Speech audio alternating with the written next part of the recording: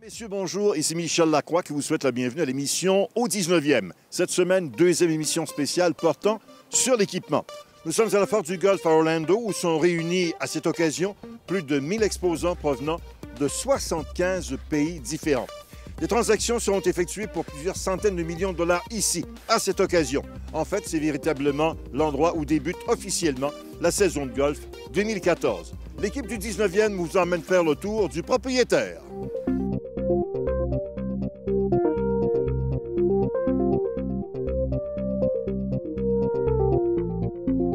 L'événement qu'on surnomme le majeur de l'industrie a lieu dans cet édifice moderne et s'étend sur une surface d'1 million de pieds carrés, dont la moitié sont des zones de démonstration et d'exposition interactive. Cette année, plus de 41 000 personnes venant de l'industrie étaient présentes au salon, dont 5 % de professionnels de plus qu'en 2013, ce qui démontre un léger regain de confiance en l'économie et à une certaine reprise des activités. Tous les géants de l'industrie sont sur place et bien en vue. Chaque kiosque est conçu de manière à capter l'attention et à témoigner de la culture de la compagnie. Le kiosque de TaylorMade Adidas est le plus imposant de tous. Le président de la compagnie, Mark King, y a même fait aménager un petit théâtre non seulement pour expliquer les vertus de ses produits, mais aussi pour trouver des solutions pouvant rendre le golf encore plus agréable à jouer.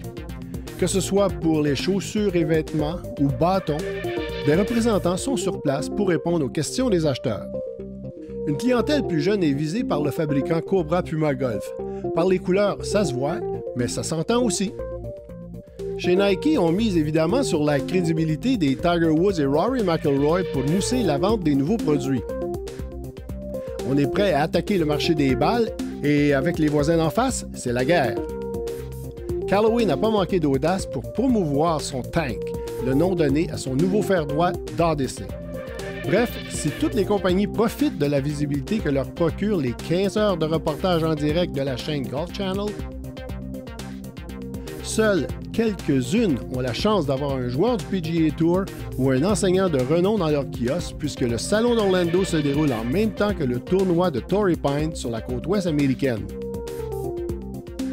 Mais qu'importe, la raison d'être du salon est avant tout de permettre aux exposants de faire tourner la roue en matière de renouvellement des stocks d'équipements, de vêtements, de chaussures et d'accessoires, afin que le fervent de golf que vous êtes puisse trouver chez lui les produits les plus en vogue et les plus performants.